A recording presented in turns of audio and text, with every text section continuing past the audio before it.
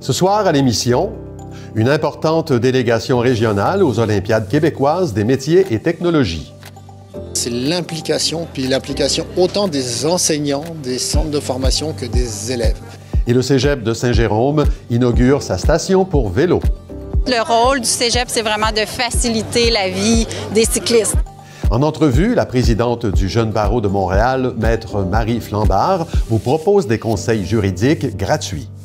Au cours du week-end, nous avons une cinquantaine de bénévoles, avocats, avocates, notaires qui sont disponibles et qui seront présents pour répondre à tous les appels téléphoniques. Je m'entretiens également avec le maire Xavier-Antoine Lalande à propos du 4e Festi-Rock de Saint-Colomban. Le volet aussi familial autour de cet événement qui est, à mon avis, la carte cachée de l'événement. Enfin, Laurence Bourgeois nous parle de la pièce Pape Truc en lecture publique au Centre de création de Boisbriand. Aujourd'hui, je vous parle d'une présentation Pape Truc qui aura lieu le 2 mai prochain. Bienvenue à Accès Local.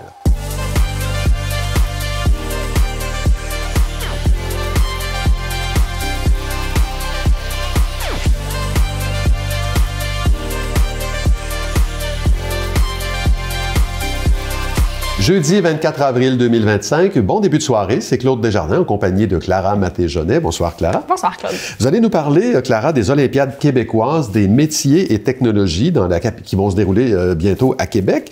Il y a des représentants de la région qui seront là. Oui, Claude, les 8 et 9 mai prochains se dérouleront ces compétitions techniques organisées par Compétences Québec qui accueilleront près de 300 participants provenant de 12 régions différentes. Ici, c'est la délégation Laval-Laurentides-Lanaudière qui représente la région avec 51 candidats dans 26 disciplines différentes. C'est la deuxième plus grande délégation après celle de Montréal.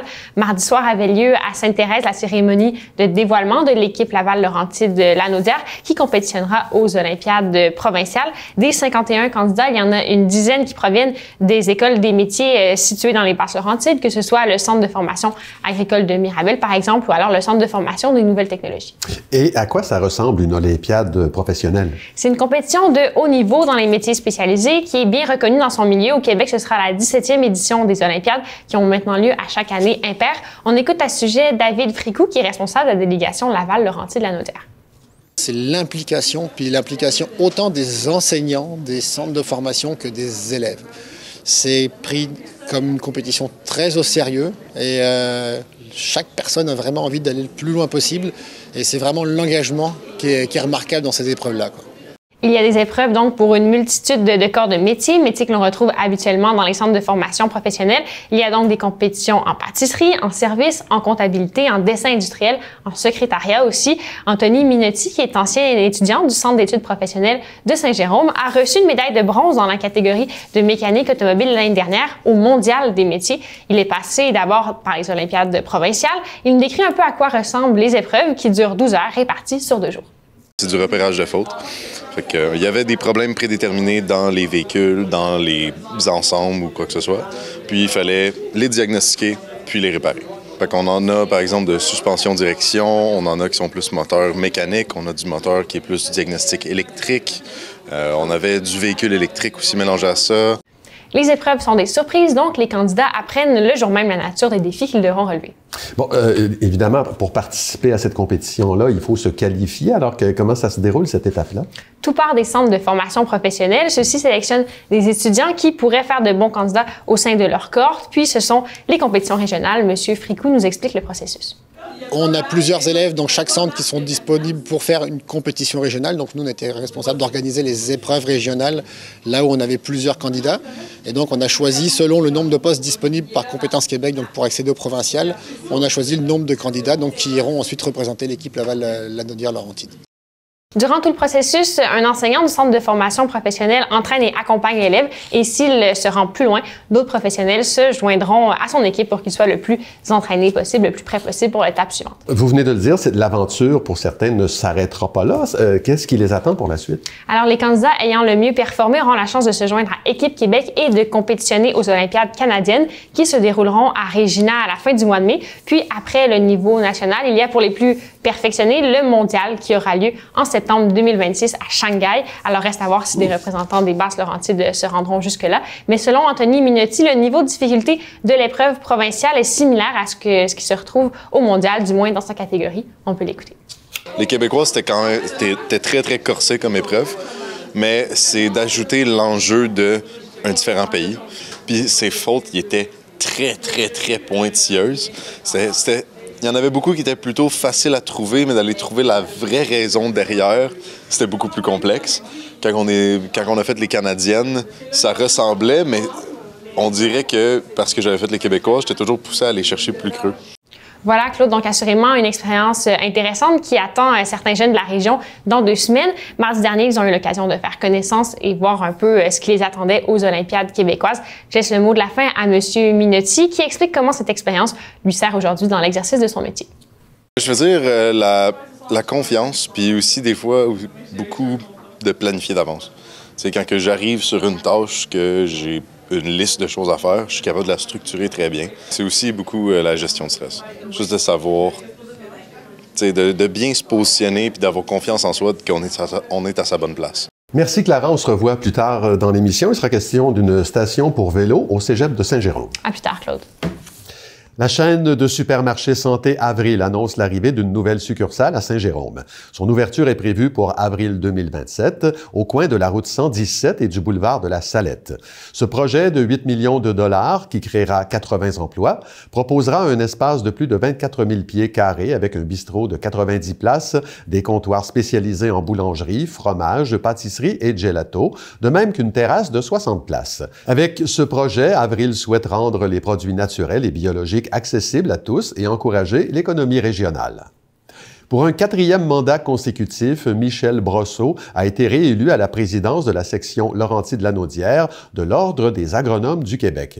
La décision a été prise par les membres de la section lors de l'Assemblée générale annuelle du 15 avril dernier. M. Brosseau souhaite poursuivre ses efforts afin de faire vivre localement les grandes orientations de la profession, notamment en accompagnant les agronomes et en soutenant l'esprit de collégialité. Le Jeune barreau de Montréal invite la population à se prévaloir des conseils offerts gratuitement dans le cadre de sa clinique juridique téléphonique qui aura lieu les 26 et 27 avril. On en parle avec Maître Marie Flambard, qui est présidente du Jeune barreau de Montréal. Bonsoir, Maître Flambard. Bonsoir. Alors, c'est la 44e édition de cette activité-là. Si on la reprend, donc, c'est signe qu'elle est appréciée. Expliquez-nous, dans un premier temps, le déroulement de ces 2 journées. Quels sont les effectifs dont vous disposerez et à combien d'appels vous pensez que vous allez pouvoir répondre? Oui, alors, au cours du week-end, nous avons une 50aine de bénévoles, avocats, avocates, notaires qui sont disponibles et qui seront présents pour répondre à tous les appels téléphoniques que nous allons recevoir pendant donc la fin de semaine et samedi et dimanche. C'est un service qui est entièrement gratuit. Ouais. Et nous recevons en général, pour répondre à votre question, entre 1500 et 2000 appels par édition. Donc, le besoin est là. D'accord. Dans la promotion que vous en faites, vous identifiez 2 types d'enjeux liés à l'aide juridique. Dans un premier temps, il y a celui qui est lié à des situations du quotidien. Donnez-nous des exemples. Oui.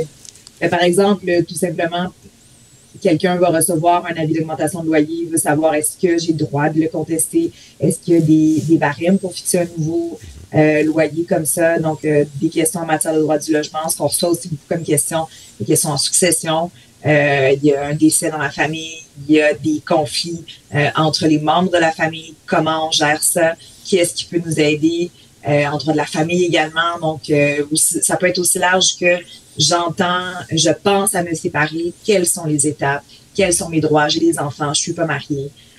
Donc, c'est des questions dans toutes sortes de domaines de droit, mais il est évident que les domaines dans lesquels nous recevons le plus d'appels sont les domaines qui touchent les gens au quotidien. Donc, on parle, comme je vous disais, donc droit de la succession, logement, famille, criminel aussi, je me fais arrêter, j'ai une contravention que je veux contester, je fais comment, droit du travail, donc tout ce qui touche vraiment directement les gens. D'accord. Un autre enjeu qui est très actuel, ce sont les conséquences des politiques de l'administration Trump. Là, vous pourriez avoir des conseils à donner à des entreprises, des entrepreneurs. Exact. En droit des affaires, on a aussi des avocats disponibles toute la fin de semaine pour répondre en droit corporatif, en droit des affaires. pour toutes des questions. Je veux résilier un contrat, on m'augmente mon loyer commercial, comment est-ce qu'on fonctionne. Donc, effectivement, vous avez mis le doigt dessus. Là, je pense qu'on va recevoir des questions d'entrepreneurs, notamment, en fait. D'accord. Il y a des enjeux aussi qui sont liés à l'immigration, plus particulièrement aux étudiants étrangers qui sont en attente d'un permis d'études. Qu'est-ce que vous pouvez faire dans ces cas-là? Bien, on a effectivement aussi des bénévoles qui vont être là pour répondre à ce genre de questions qui peuvent être plus délicates puis qui vont peut-être avoir besoin d'un peu plus d'explications. L'important quand on pose des questions aussi par téléphone comme ça, c'est d'avoir un minimum de préparation, donc d'avoir certains documents sous les yeux. Ça peut vraiment aider la personne qui est au bout du film à cerner le problème rapidement.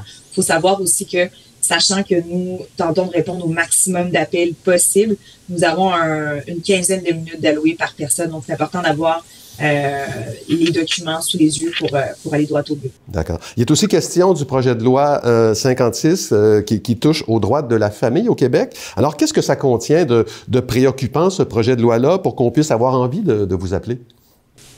C'est toute une réforme qui a lieu en droit de la famille. Il y a beaucoup de questions qui vont se poser par rapport à une question de juridiction de tribunal, puis les enfants qui sont nés en 2025, les enfants qui sont nés avant.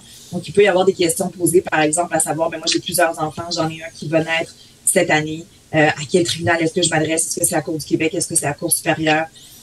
Donc, il va y avoir effectivement peut-être des questions d'éclaircissement à ce niveau-là.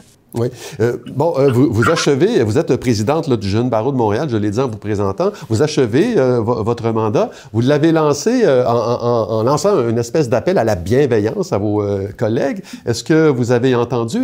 Qu'est-ce que vous vouliez dire par là exactement? Ce qu'on veut dire par là, c'est surtout que la profession d'avocat, là, ça nous concerne peut-être un peu plus directement, mais la profession d'avocat est un métier qui est difficile, qui a beaucoup de défis aussi au niveau de la conciliation travail-famille. Le message qui est envoyé, c'est de trouver des solutions, d'être bienveillant, puis de vouloir contribuer au bien-être de tous, puis de penser au fait des enjeux de santé mentale d'abord et avant tout. Oui, c'est un travail, mais c'est important qu'un avocat soit en santé pour pouvoir donner le meilleur service possible à ses clients. Écoutez, en terminant, je rappelle que le Jeune Barreau de Montréal a été fondé en 1898, qui regroupe des avocates, des avocats qui ont 10 ans ou moins de pratique. J'invite les gens à profiter de l'occasion que vous leur offrez. Maître Flambard, merci beaucoup pour cette entrevue. Merci à vous. La Ville de Blainville a lancé officiellement les travaux d'aménagement du boisé de Chambéry hier dans le cadre du Jour de la Terre. Le boisé comprendra plus de 4 km de sentiers aménagés, 10 accès piétonniers, 7 haltes de repos, 3 placettes pour pique-niquer, 2 observatoires pour la flore et la faune et 2 caches ornithologiques pour l'observation des oiseaux. Ces 49 hectares de milieux naturels se situent à même le corridor écologique du quartier de Chambéry que la Ville s'était engagée à valoriser et à protéger lors du début des travaux en 2012. Le boisé Chambéry devrait être accessible en septembre 2026. Les membres du conseil municipal de la ville de Saint-Jérôme ont honoré 2 de leurs jeunes concitoyens lors de la toute première édition du Cocktail de l'excellence, tenu le 15 avril dernier. Yasmine Creutzfeld-Lebrun, joueuse de hockey, et Théo Demers, patineur de vitesse, se sont démarqués grâce à l'excellence de leur feuille de route sportive. Les 2 lauréats ont reçu l'étoffe du Lion, un trophée conçu pour l'événement, et ont pu signer le livre d'or de la ville. Le Cocktail de l'excellence permet d'honorer les Jéromiens et Jéromiennes qui se démarquent dans les domaines sportifs, culturels et communautaires. Bienvenue au Québec, mon cousin. Ah, merci, cher cousin. Hey, en passant, j'ai un billet pour toi pour un spectacle si ça te tente. Un billet? tu veux dire un ticket? Ça, c'est un billet. Ah ben, je l'aime ton billet. Hey, cousin, hein, le billet? Tu l'as dans ta main, ça commence à 8 heures. Non, ça, c'est un ticket. Non, ça, c'est un ticket. Qui était dans la ville du char que tu as loué. Attention, tu stationnes, le cousin! Bienvenue au Québec! Hein? Au moins, c'est ton Canadien. Dans la programmation du Centre de création de Boisbriand, il y a une proposition qui vous est faite, proposition théâtrale, qui s'appelle Pape Truc. On en parle avec Laurence Bourgeois. Bonsoir, Laurence. Bonsoir, Claude. Alors, c'est une proposition, un spectacle qui prend vie. Exactement, premier souffle. Donc aujourd'hui, je vous parle d'une présentation Paptruc qui aura lieu le 2 mai prochain à 19h30. Puis Paptruc, c'est une lecture publique. Ouais. Donc ça s'annonce super drôle pour un public de 15 ans et plus. Puis une lecture publique, là, pour ceux et celles qui savent pas trop à quoi s'attendre, là, on pourrait un peu comparer ça à un balado. Donc où c'est vraiment là l'interprétation qui va nous donner l'impression d'y être. Donc une lecture publique, là, c'est pas juste un lutrin puis des feuilles de papier qui sont récitées. Il y a quand même du jeu. Exactement. Donc, on va ressentir l'essence des personnages, une description des lieux qui est faite également. Donc, après ça, il nous reste vraiment juste à imaginer le reste. Puis, en plus, c'est le projet de 3 jeunes femmes de la relève. Donc, faut pas manquer ça. Ben, justement, ça parle de quoi? À quoi on peut s'attendre? Ben, on va plonger dans la vie de 3 caissières adolescentes qui travaillent dans une boutique là, de style papeterie, babia, les cartes de souhait. Et au fil de leurs multiples rencontres avec la clientèle qui peut parfois être de toutes les couleurs, ben, vont avoir un certain ras-le-bol. Puis là, avec beaucoup d'humour, elles vont décider de remettre en question plutôt les différents enjeux là, liés au fait d'être une femme dans le grand monde là, du service à la clientèle. Puis comme je mentionnais précédemment, ces 3 artistes qui sont derrière ça, et j'ai nommé Romy Bouchard, Anaëlle Boilly-Talbot et Janie Fauché-Roy. Romy et Anaëlle sont diplômées là, de l'école de théâtre professionnel de Lionel Groux, juste à côté. Donc la première en 2019 et la seconde en 2023. Puis Janie, quant à elle, est diplômée du Conservatoire d'art dramatique de Montréal de la promotion 2021. Donc vraiment de toutes jeunes comédiennes. Elles ont écrit le texte, elles seront à l'interprétation lors de la lecture également. Puis il y a Patrice Dubois, Delphine Ricard et Charles Boivin-Groux qui se sont également joints à l'équipe. Donc il va y avoir vraiment une belle brochette d'interprètes sur scène et tout ça dans une mise en lecture de Anna Sanchez. Anna qui va assurer le travail d'interprétation, clarifier les relations là, entre les personnages, un peu comme une metteuse en scène là, le ferait au théâtre. Alors, on place l'action dans un lieu, c'est quand même assez intriguant. Là. Comment c'est né cette idée-là? C'est vraiment drôle parce que c'est un fait vécu. En fait, donc les 3 autrices, Anaëlle, Romy et Janie, ont réellement travaillé dans une boutique de style papeterie. Oui, ça sentait le fait vécu, oui, l'autofiction. Ils se sont inspirés de ce qu'ils connaissaient. Donc bref, on travaillait là lorsqu'elles étaient jeunes adolescentes. C'est même là qu'elles se sont rencontrées. Puis ayant étudié là, en théâtre toutes les 3, ont décidé de se réunir autour de l'amour qu'elles portent pour le théâtre, puis de partager en fait l'univers qui les a vues grandir, donc leur premier emploi, puis de le transposer sur scène. Donc comme on mentionnait plus tôt, là, elles en sont encore à leur premier souffle du projet, mais elles souhaitaient vraiment avoir un premier contact avec un premier public pour pouvoir obtenir, mesurer les réactions, pouvoir voir aussi la réception des différentes idées là, avec les spectateurs. C'est pour ça d'ailleurs qu'elles sont en résidence actuellement au Centre de création. Bien, à ce propos-là, justement, sur quoi est-ce qu'elles veulent travailler pendant cette résidence-là? Bien, ça va être une résidence un peu en 2 temps. En fait, comme on le disait, c'est ça, sont au tout début, donc ils vont commencer en salle de répétition, question de faire un atelier d'écriture, de recherche aussi. Elles vont également faire beaucoup de réflexions là, sur le fait d'évoluer comme femme dans ce milieu-là. Puis c'est pas une surprise si je vous dis qu'elles vont s'inspirer là, notamment des anecdotes qu'elles ont vécues sur le terrain pour écrire. Elles souhaitaient aussi utiliser l'humour comme canal pour parler de tous ces enjeux-là, parce que quoi de mieux que l'humour pour passer des messages. Puis ensuite, elles vont pouvoir traverser dans la salle de spectacle pour mettre en place la lecture tout simplement. Donc s'assurer de tester certains éléments de scénographie, la lumière et le son, question d'habiller le tout. Puis c'est ça qui est formidable avec le Centre de création, en fait, c'est qu'on peut recevoir plusieurs formations à la fois, plusieurs étapes de projet à la fois. Par exemple, en même temps que Paptruc actuellement, il y a le Petit Théâtre du Nord, compagnie professionnelle qui y est établie, qui peut déjà commencer ses répétitions. Ouais. Donc, les premières périodes de recherche puis de création du Petit Théâtre, encore une fois, vont se faire en salle de répète.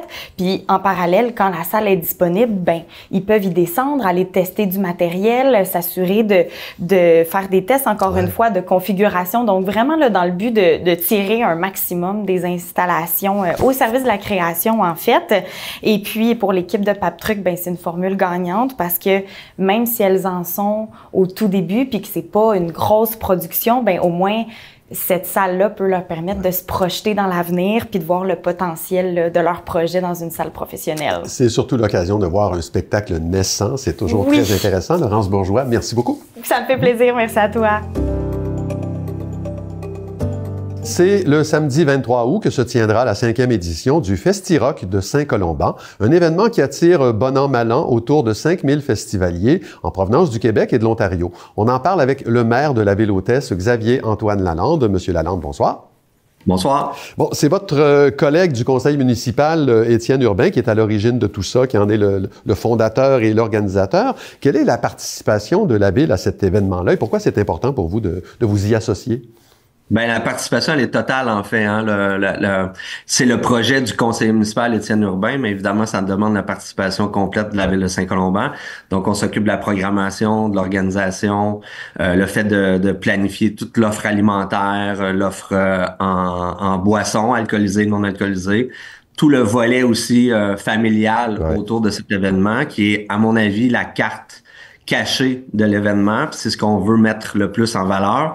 C'est une musique qui peut être accessible, puis c'est important pour nous de développer ce volet familial-là, puis d'en faire une introduction aussi de ce style de musique-là. Oui, parfait. Ben, on va en reparler plus tard de cet aspect-là. On va aller tout de suite, on va plonger dans la programmation là, qui vient d'être rendue publique. Qui sont les têtes d'affiche cette année? Ben, on a deux têtes d'affiche principales, évidemment. C'est le groupe Vulgaire Machin et Groovy Aardvark avec le légendaire Vincent Peake au micro et à la guitare. D'accord. Puis il y en a d'autres, on pourrait les nommer, là, Sub, Colors Fade, The Anti-Queens, etc. Il y a un volet aussi acoustique. Vous aviez commencé à en parler tout à l'heure. C'est un événement qui est très niché dans le rock et le punk. Ça demeure néanmoins, comme vous le disiez, un événement grand public et même familial. Parlez-nous de cet aspect-là des choses. Il y a une zone là, qui est réservée aux enfants là, dans tout ça. Absolument. Donc, il y a une zone sécuritaire pour que les enfants puissent profiter puis avoir du plaisir en écoutant la musique. Il y a tout le volet maquillage. Il y a même des coiffures qui sont offertes pour personnifier le look punk pour les enfants. Il y a des tatouages, évidemment, non permanents où on met en valeur toute l'image punk, mais aussi l'image du festival. Faut dire aussi, tu sais, tantôt, j'ai expliqué le rôle de la ville, mais c'est toute notre équipe de communication à l'interne qui design l'image. Donc, du Festi-Rock depuis 5 ans, puis on fait des mises à jour. Donc, tout le développement de la marchandise, donc les chandails, les casquettes, les foulards, ça, c'est tout fait à l'interne. Donc, on est capable vraiment de développer une image de marque associée à ce super beau projet-là, puis c'est recherché, là, tu sais, on a des casquettes de la première édition, les gens, nous, on les porte, là, tu sais, on en a acheté nous-mêmes, puis on m'offre à chaque année, là, 3 fois le prix pour avoir les casquettes parce que les gens, ils recherchent vraiment ce design-là. Puis évidemment, tu sais, c'est la mise en valeur des icônes du punk. Tu sais, on parle de tête de mort, on a des serpents, on a des roses.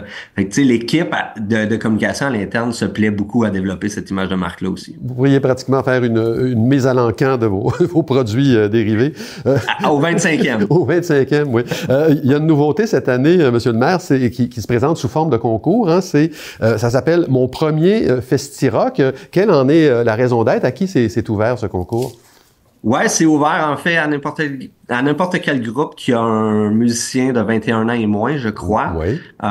Puis c'est l'occasion justement de donner une scène à un groupe qui débute dans l'industrie du punk rock, parce que c'est parfois pas évident de s'initier à la scène. Tu sais, les festivals, c'est quand même difficile d'accès, là, et ça prend une certaine notoriété. Donc, c'était l'idée d'Étienne, de Mathieu Bouffard, le directeur des loisirs, de pousser ce concours-là pour permettre vraiment à un groupe de faire l'ouverture du Festi-Rock cette année. Qui va faire l'ouverture, c'est intéressant ça. Le groupe gagnant, effectivement. C'est ça, le groupe gagnant. Là, les inscriptions pour ce concours-là s'arrêtaient le 14 avril. Saviez-vous si vous avez reçu beaucoup de candidatures? On en a reçu, là, j'ai pas le nombre exact avec moi, mais on en a assez pour désigner un gagnant. Ah, c'est super. En terminant, écoutez, je rappelle que ce 5e Festi-Rock de Saint-Colomban, ça va se tenir, c'est au parc Félan, comme toujours, le samedi 23 août, à compter de 13h. L'admission est toujours gratuite? Toujours gratuite. C'est une des particularités exceptionnelles de ce festival-là. C'est un des seuls festivals punk rock gratuits au Québec. D'accord. Puis bon, il y a au moins 5000 personnes qui vont se rendre là, encore une fois. On peut s'informer sur le site web ou encore la page Facebook de l'événement qui est régulièrement mise à jour. Beaucoup d'infos là-dessus. Xavier-Antoine Lalande, merci beaucoup d'avoir été avec nous. Merci de nous offrir cette magnifique tribune pour en faire la promotion. Toujours un plaisir. On est de retour avec Clara Maté-Jonet. Au lendemain du Jour de la Terre, le Cégep de Saint-Jérôme a inauguré une station sécurisée pour vélos. Vous étiez sur place. Oui, c'est un abri de 44 places pour accueillir les vélos des étudiants et des enseignants et du même coup pour encourager le transport actif dans la communauté collégiale. On y retrouve aussi 10 places pour des trottinettes et de l'espace pour des chariots ainsi qu'une station de dépannage pour réparer sommairement sa bicyclette. L'endroit est vitré, il faut une clé pour y accéder, ce qui le rend donc plus sécuritaire. Selon Anne Sanson, qui est conseillère au développement durable au Cégep de Saint-Jérôme, l'absence d'endroits sécuritaires et protégés des intempéries pour entreposer son vélo durant les heures de cours rendait certains étudiants moins enclins à venir en bicyclette à l'école. On peut l'écouter. Le rôle du cégep, c'est vraiment de faciliter la vie des cyclistes. Alors, s'il y a des gens qui pouvaient pas venir, qui voulaient pas venir parce qu'il n'y avait pas d'endroit sécuritaire pour leur vélo, bien maintenant, on enlève ce frein-là. Même si elle a été inaugurée hier, la station est accessible depuis novembre dernier à la communauté collégiale, selon Mme Sanson. Cela a convaincu plusieurs personnes de changer leurs habitudes de transport. D'accord. Mais la situation géographique du cégep favoriserait pas plutôt l'utilisation de la voiture? Oui, on n'a pas exactement les chiffres de la proportion d'élèves qui viennent en voiture, mais elle doit être assez élevée. On voit que le stationnement de l'établissement scolaire est plein, stationnement qui est payant et qui n'est pas toujours disponible. On écoute à ce propos Mme Sanson. C'est quand même un enjeu, pas seulement pour le cégep, c'est pour tout le centre-ville de Saint-Jérôme. Puis c'est sûr qu'une des façons d'alléger les problématiques de stationnement, je pense que dans un rayon de 5 km, 5-10 km, c'est très raisonnable de venir à pied ou en vélo. Bien sûr, le cégep se trouve aussi sur le chemin de la piste cyclable du Petit Train du Nord, donc ça tombe bien pour ça. Sinon, le cégep ne se retrouve pas trop loin de la gare de Saint-Jérôme. Une navette gratuite qui passe dans le centre-ville peut aussi être utilisée pour les personnes qui habitent dans les environs, mais certains se plaignent de la fréquence des trajets. J'ai questionné quelques étudiants pour voir comment ils se déplacent pour aller à l'école. On peut les écouter. Moi, je fais du covoiturage parce que j'ai mon permis, mais j'ai pas de voiture. Moi, je viens en voiture. Il y a presque un an, j'ai acheté une voiture hybride. Donc, vu que j'habite quand même à 30 minutes de route, ça fait que je consomme pas d'essence l'été puis l'hiver. J'en consomme juste un petit peu pour venir à l'école. J'habite quand même loin du cégep, fait que je viens en voiture à chaque jour, dans le fond. Moi aussi, je viens en voiture hybride. Donc, j'habite à 10-15 minutes, là. Est-ce que pour toi, ça peut être une solution? Je pourrais, si j'ai pas trop de cours de la journée, parce que c'est un peu fatigant, mais ça peut être une solution. Voilà, Claude, donc ça dépend vraiment de chaque situation. Reste à voir comment cette station influencera les habitudes de mobilité dans la communauté du Cégep. Merci, Clara. On se revoit mardi prochain. Au revoir, Claude. Voilà, c'est tout pour aujourd'hui. Merci beaucoup d'avoir été là. L'émission Les Panthères suit à l'instant. Je vous encourage également à consulter l'ensemble de la programmation au tvbl.ca. Au nom de toute l'équipe, je vous souhaite une excellente soirée à notre antenne et une très belle fin de semaine.